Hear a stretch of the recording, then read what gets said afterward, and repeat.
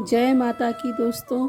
आप सभी लोग स्वस्थ हों, सुखी हों, इसी कामना के साथ स्टोरी का आरंभ करते हैं। तो चलिए स्टार्ट करते हैं आज की स्टोरी। एक बार समस्त देवताओं ने मिलकर एक यज्ञ करने का निश्चय किया। यज्ञ की तैयारी पूर्ण हो गई, तभी वेद ने एक प्रश्न किया तो एक व्यवहारिक समस्या आ खड़ी हुई। ऋषि मुनियों द्वारा किए जाने वाले यज्ञ की आहुति तो देवता ग्रहण कर लेते हैं, लेकिन देवों द्वारा किए गए यज्ञ की पहली आहुति किसकी होगी, यानी सर्वश्रेष्ठ देव का निर्धारण जरूरी था, जो फिर अन्य सभी देवों को यज्ञ भाग प्रदान करे। ब्रह्मा विष्णु महेश परम आत्मा है, इनमें से श्रेष्ठ कौन है, इसका निर्णय आखिर हो तो कैसे। भृगु ने इसका दायित्व संभाला। वह देवों की परीक्षा लेने चले। ऋषियों ने विदा लेकर वह सर्वप्रथम अपने पिता ब्रह्मदेव के पास पहुँचे। ब्रह्मा जी की परीक्षा लेने के लिए भृगु ने उन्हें प्रणाम नहीं किया। इससे ब्रह्मा जी अत्यंत कुपित हुए और उन्हें शिष्टता सिखाने का प्रयत्न किया। भृगु को गर्व था कि वह तो परीक्षक हैं, परीक्षा लेने आए हैं, पिता पुत्र का आज क्या रिश्ता। भृगु ने ब्रह्मदेव से अशिष्टता कर दी।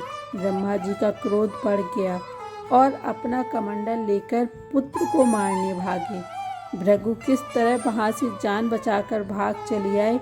इसके बाद वह शिव जी के लोक कैलाश गए। भृगु ने फिर से धृष्ट का कि बिना कोई सूचना का शिष्टाचार दिखाए या शिव गणों से आज्ञा लिए सीधे वहां पहुंच गए जहां शिव की माता पार्वती के साथ विश्राम कर रहे थे।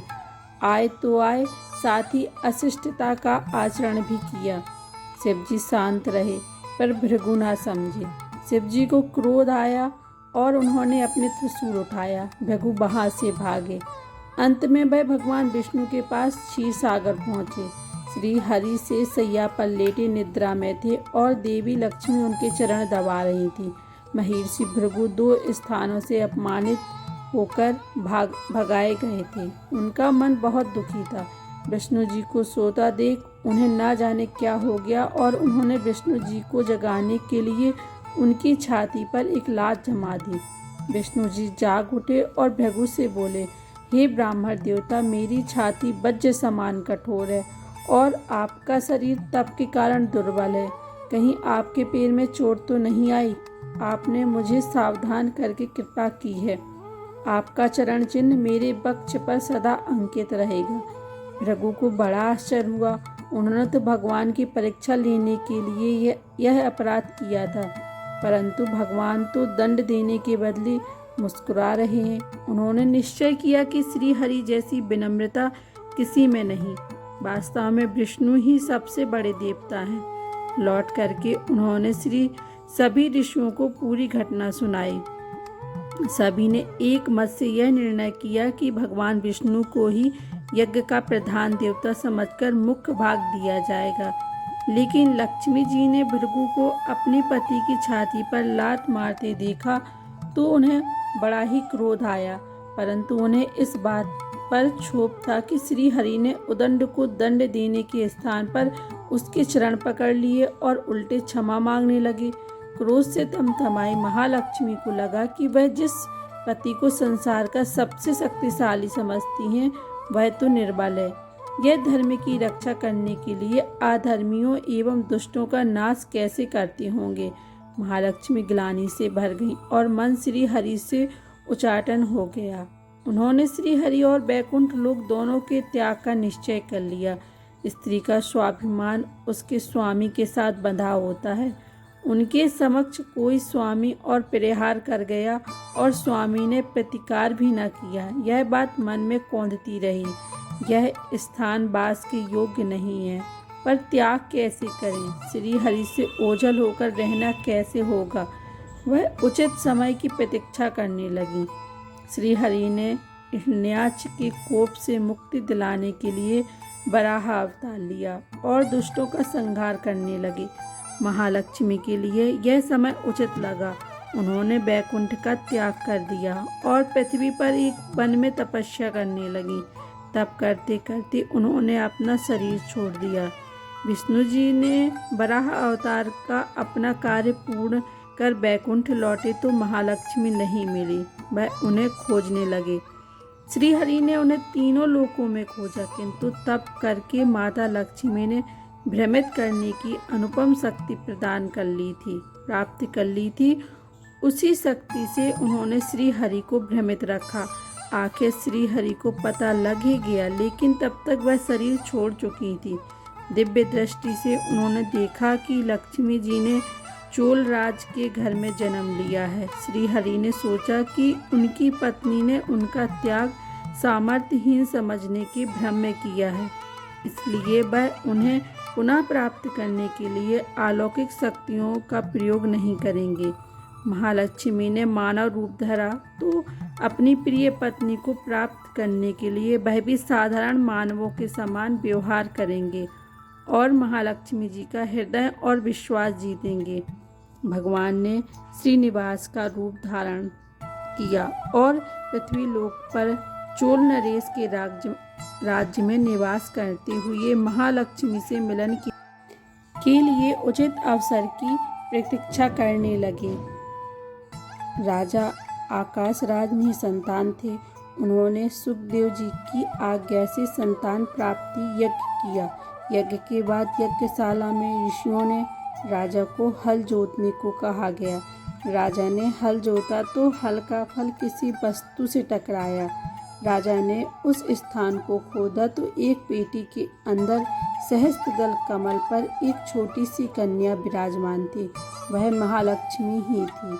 राजा के मन की मुराद पूरी हो गई थी। क्योंकि कन्या कमल के फूल में मिली थी, इसलिए उसका नाम रखा गया पद्मावती। पद्मावती नाम के अनुरूप ही रूपवती और गुणवती थी। साक्षात लक्ष्मी का अवतार पद्मावती विवाह के योग्य हुई। एक दिन वह बाग में फूल चुन रही थी। उस वन में श्रीनिवास यानी कि बालाजी आखेट के लिए गए थे। उन्होंने देखा कि एक हाथी एक युवती के पीछे पड़ा है और डरा रहा है। राजकुमारी के सेवक भाग खड़े हुए। श्रीनिवास ने तीर चलाकर हाथी को रोका और पद्मावती की रक्षा की। श्रीनिवास और पद्मावती ने एक दूसरे को देखा और रीझ गए। दोनों के मन में परस्पर अनुराग पैदा हुआ, लेकिन दोनों बिना कुछ कहे अपने अपने घर लौट आए। लेकिन मन पद्मावती में ही बस गया।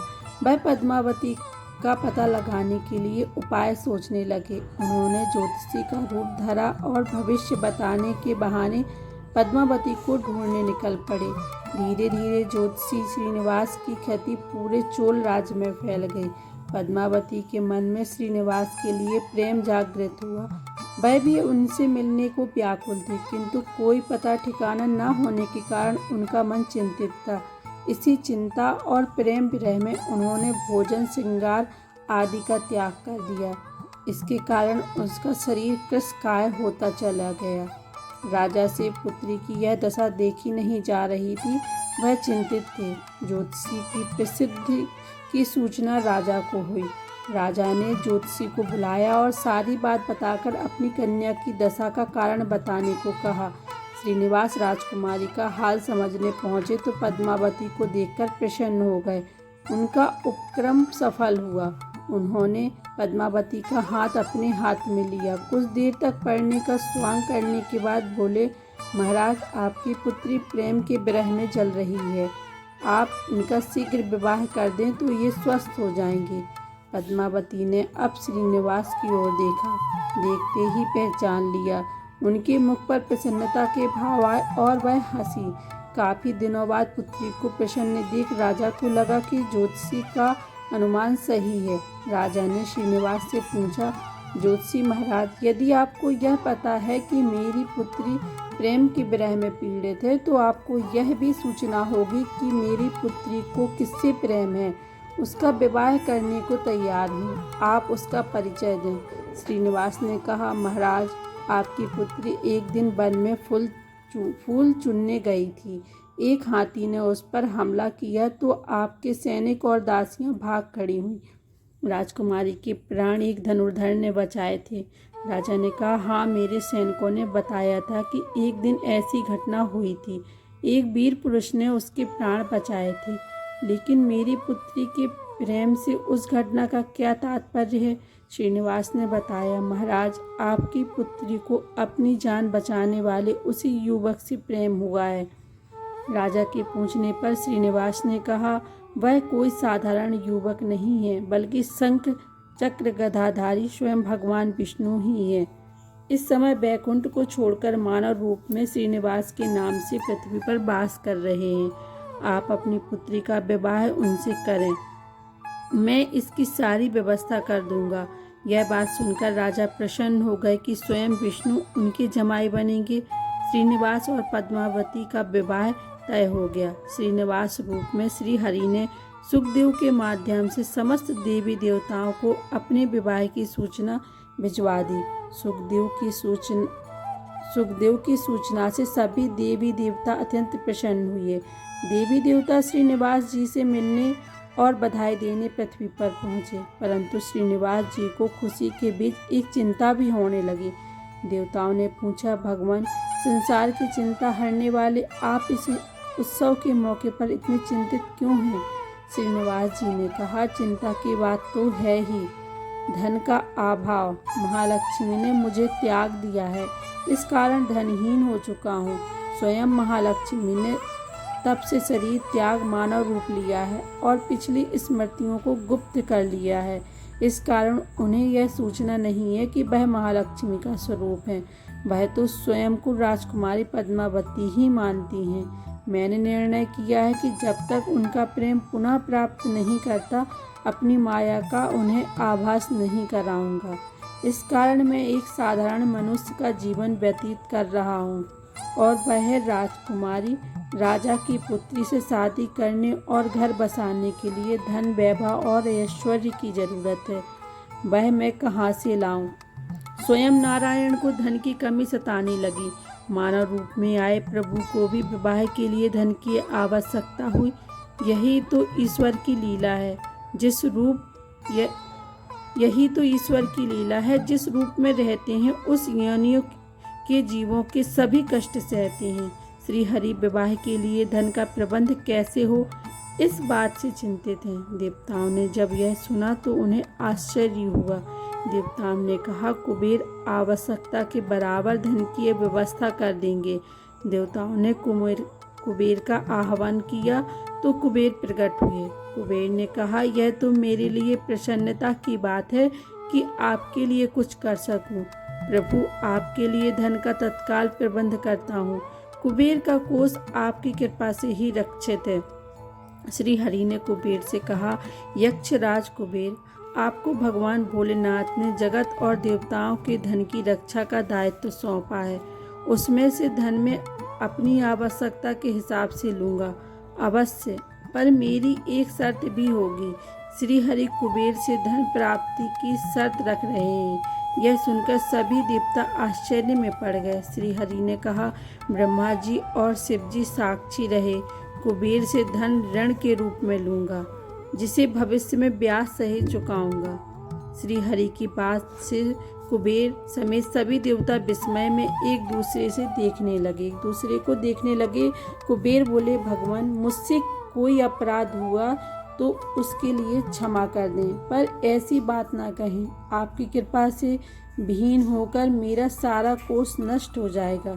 श्री हरि ने कुबेर को निश्चित करते हुए कहा, आपसे कोई अपराध नहीं हुआ है। मैं मानव की कठिनाइयों का अनुभव करना चाहता हूँ। मानव रूप में उन कठिनाइयों का सामना करूँगा जो मानव को आती हैं। धन की कमी और ऋण का बोझ सबसे बड़ा होता है। कुबेर ने कहा, प्रभु, यदि आप मानव की तरह ऋण पर धन लेने की बात कर रहे हैं, तो फिर आपको मानव की तरह यह भी बताना होगा कि ऋण चुकाएंगे कैसे। मानव को ऋण प्राप्त करने के लिए कोई शर्त झेलनी पड़ती है। श्रीनिवास ने कहा, कुबेर, यह ऋण मैं नहीं, मेरे भक्त चुकाएंगे, लेकिन मैं उनसे भी कोई उपकार नहीं लूँगा। मैं अपनी कृपा से उन्हें धनवान बनाऊँगा। कलयुग में पृथ्वी पर मेरी पूजा धन, ऐश्वर्य और वैभव से परिपूर्ण देवता के रूप में होगी। मेरे भक्त मुझसे धन, वैभव और ऐश्वर्य की मांग करने आएंगे। मेरी कृपा से उन्हें यह प्राप्त होगा। बदले में भक्तों से मैं दान प्राप्त करूंगा, जो चढ़ावे के रूप में होगा। मैं इस तरह आपका ऋण चुकाता रहूंगा। कुबेर ने कहा, भगवान, कल युग में मानव जाति धन की विषय में बहुत विश्वास के योग्य नहीं रहेगी। उन पर आवश्यकता से अधिक विश्वास करना क्या उचित होगा? श्रीनिवास जी बोले, शरीर के त्यागने के बाद तिरुपति के तिरुमाला पर्वत पर बालाजी के नाम से लोग मेरी पूजा करेंगे। मेरे भक्तों की अटूट श्रद्धा होगी। वह मेरे आशीर्वाद से प्राप्त धन से मेरा हिस्सा रखेंगे। इस रिश्ते में ना कोई दाता है, ना कोई याचक है। हे कुबेर, कलयुग के आखिरी तक भगवान बालाजी धन, ऐश्वर्य और वैभव के देवता बने रहेंगे। मैं अपने भक्तों को धन से परिपूर्ण करूंगा, तो मेरे भक्त दान से न केवल मेरे प्रति अपना ऋण उतारेंगे, बल्कि मेरा ऋण उतारने में भी मदद करेंगे। इस तरह कलयुग की समाप्ति के बाद मैं आपका मूलधन लौटा दूंगा। कुबेर ने श्री हरि द्वारा भक्त और भगवान के बीच एक ऐसे रिश्ते की बात सुनकर उन्हें प्रणाम किया और धन का प्रबंध कर दिया। भगवान श्रीनिवास और कुबेर के बीच हुए समझौते के साक्षी स्वयं ब्रह्मा और शिव जी हैं। दोनों वृक्ष रूप में साक्षी बन गए। आज भी पुष्करणी तीर्थ के किनारे ब्रह्मा और शिव जी बरगद के पेड़ के रूप में साक्षी बनकर खड़े हैं। ऐसा कहा जाता है कि निर्माण कार्य के लिए यह स्थान बनाने के लिए इन दोनों पेड़ों को जब काटा जाने लगा तो उनसे खून की धारा फूट पड़ी। पेड़ काटना बंद करके उसकी देवता की तरह पूजा होने लगी। इस तरह भगवान श्रीनिवास यानी कि बालाजी और पद्मावती यानी कि माता महालक्ष्मी का विवाह पूरे धूमधाम से हुआ, जिससे सभी देवगण पधारे। भक्त मंदिर में दान देकर भगवान पर चढ़ा ऋण उतार रहे थे, जो कलयुग के अंत तक जारी रहेगा। तो बोलिए जय श्री बालाजी महाराज। ऐसी ही और वीडियो के लिए हमारे चैनल को सब्सक्राइब करें।